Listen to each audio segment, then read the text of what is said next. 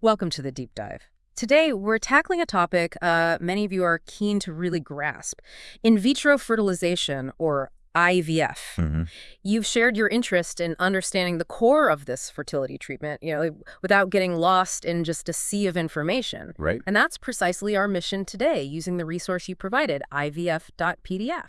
Exactly. And if we boil it down, IVF is really a cornerstone of what we call assisted reproductive technology, RT. Okay. As you probably know, it basically involves fertilization happening outside the body, in a lab setting, Right, in the lab. followed by that crucial step of implanting the resulting embryo back into the uterus, hoping to establish a pregnancy. Okay, so we've got the fundamental concept down. Let's maybe step back for a moment and look at the timeline. I mean, when did this actually become a reality? It feels quite modern, but... Well, what's fascinating is that IVF isn't actually that recent a development. Hmm. The birth of Louise Brown back in 1978 in the UK.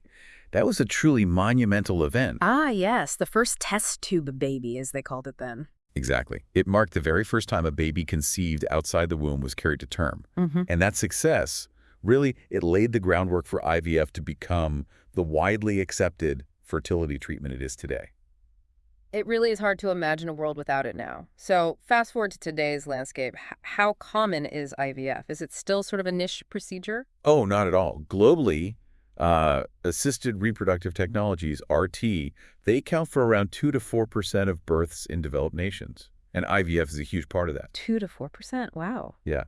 And here in the U.S., we're looking at over 300,000 IVF cycles every year, 300,000 cycles. leading to more than 80,000 births annually. So it's definitely moved much more into the mainstream. You see it particularly in urban centers and areas with higher socioeconomic resources. That really underscores its significance. And who are the individuals, the couples who are typically looking into IVF? It actually serves a really broad spectrum of people. I mean, primarily it's an option for those facing challenges with infertility, of course. But it's also become a vital pathway for, say, same-sex couples wanting to build their families. Right. And also for single individuals who desire to have children on their own. Okay, that makes sense. Let's maybe delve into the science a bit more now. Success rates, that's got to be a key piece of information for anyone considering this. What does the data generally show? This is a really crucial point, and understanding the numbers, it definitely requires some context.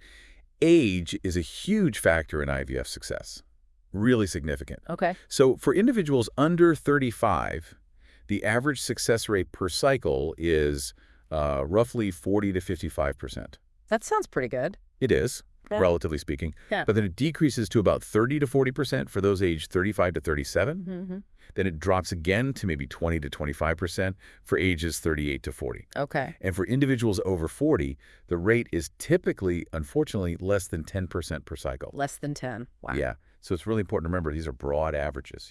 They don't predict the outcome for any specific person. Right. Individual circumstances matter hugely.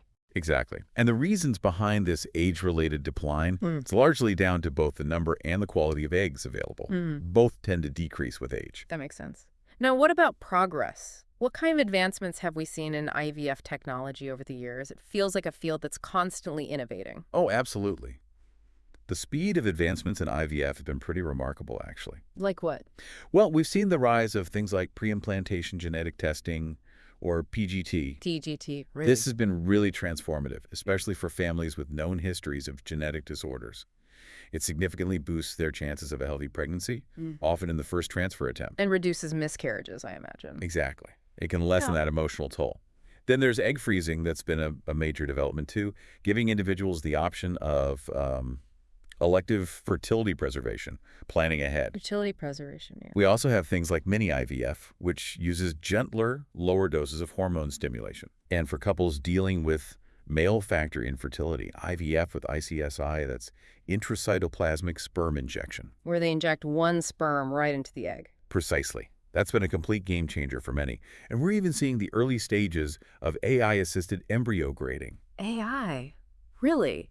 Yeah, using artificial intelligence to potentially help embryologists refine the selection of the most promising embryos for transfer. Still emerging, but very interesting. That is quite a range of impactful innovations. Okay, so for someone who's maybe thinking about IVF, what does the actual process look like step by step? It can seem pretty overwhelming from the outside looking in. It can seem that way, yeah.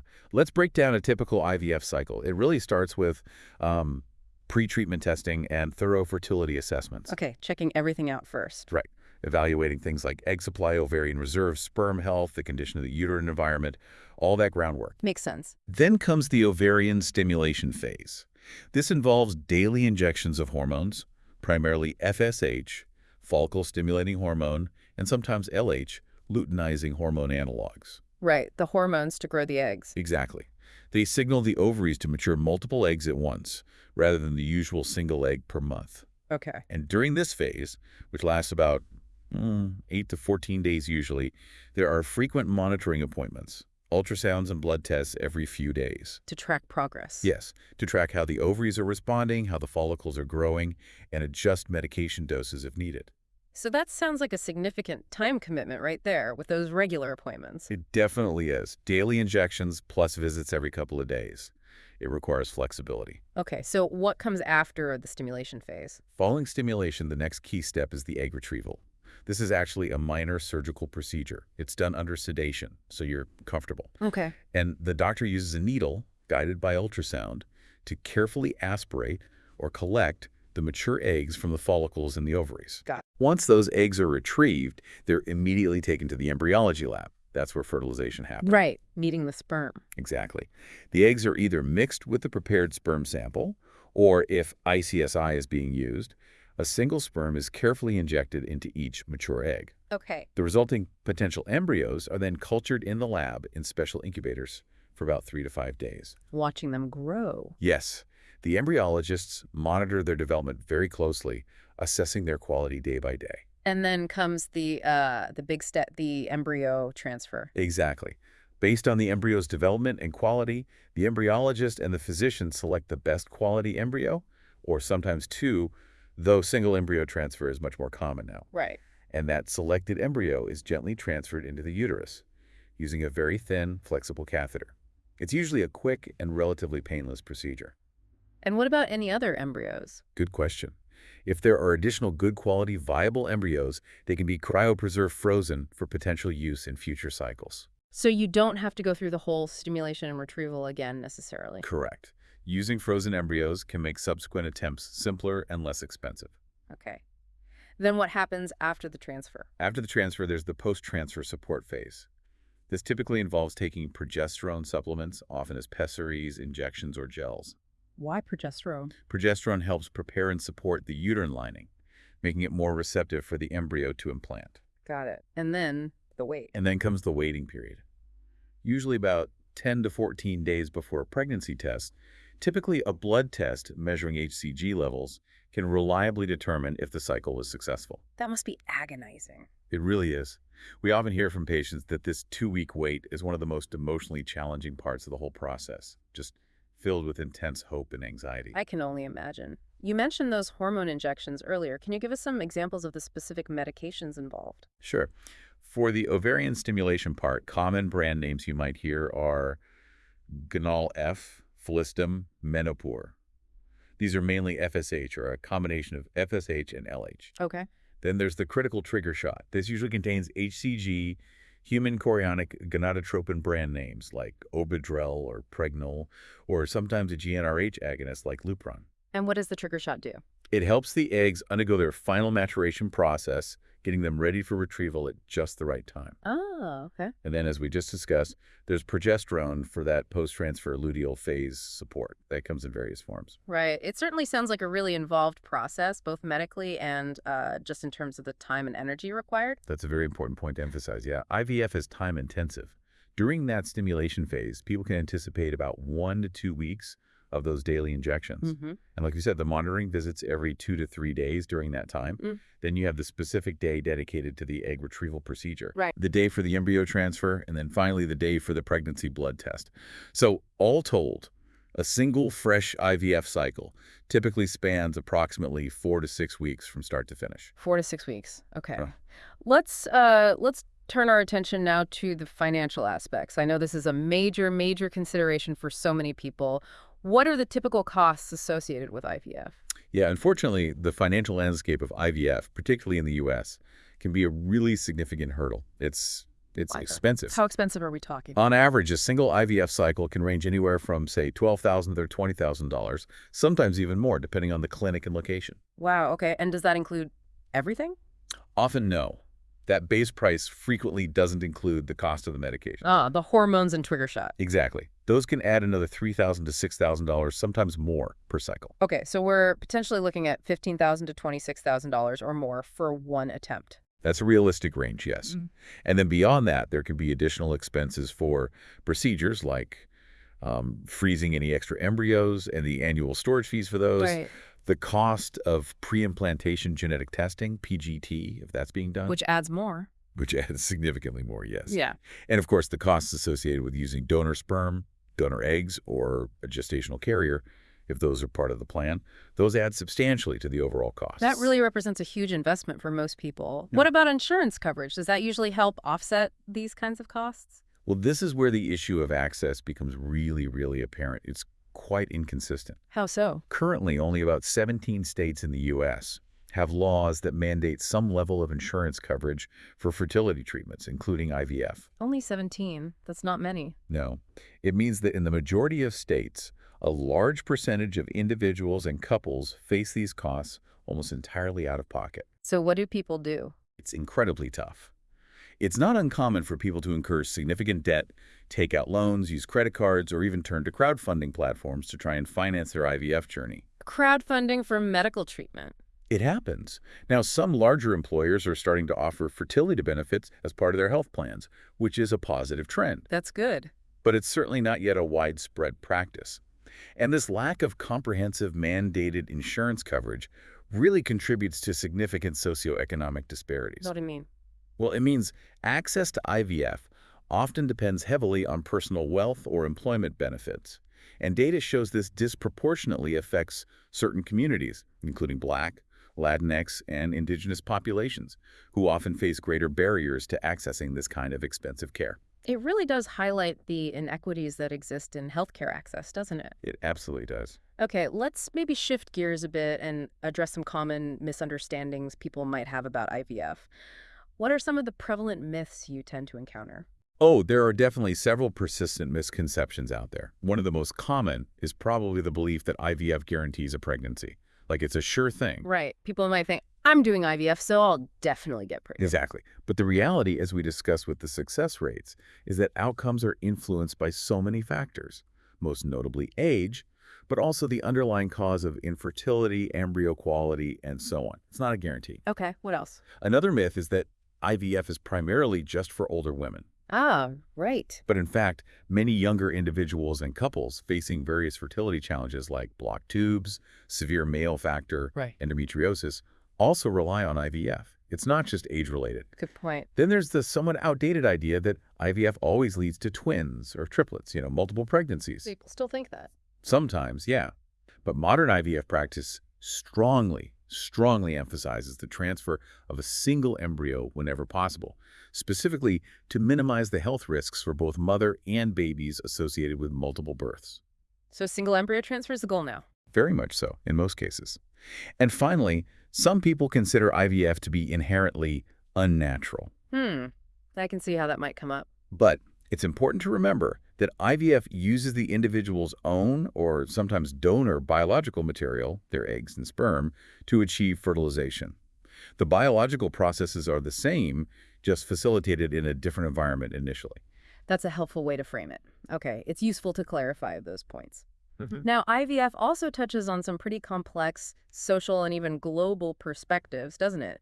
It's not just a medical procedure in a vacuum. Absolutely not. It's fascinating, actually, how different cultures and legal systems around the world approach IVF. There's huge variation. Like how? Well, some countries have regulations that might restrict or even prohibit certain aspects, like freezing embryos, or they might limit access based on marital status or sexual orientation. Really? So not everyone has access even if it's available? Correct. In some places, it might only be available to married heterosexual couples, for example. No. Conversely, other nations have actively worked to expand access.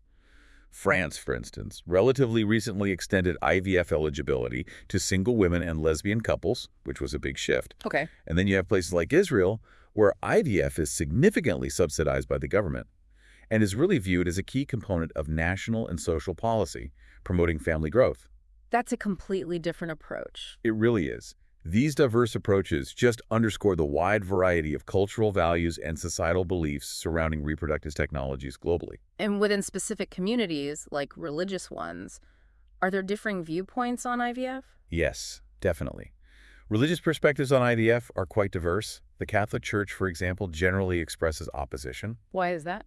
The concerns often relate to the creation of life happening outside the body, the separation of procreation from the marital act, and also ethical issues around the potential discarding of unused embryos. Within Islam, there's more variation among scholars.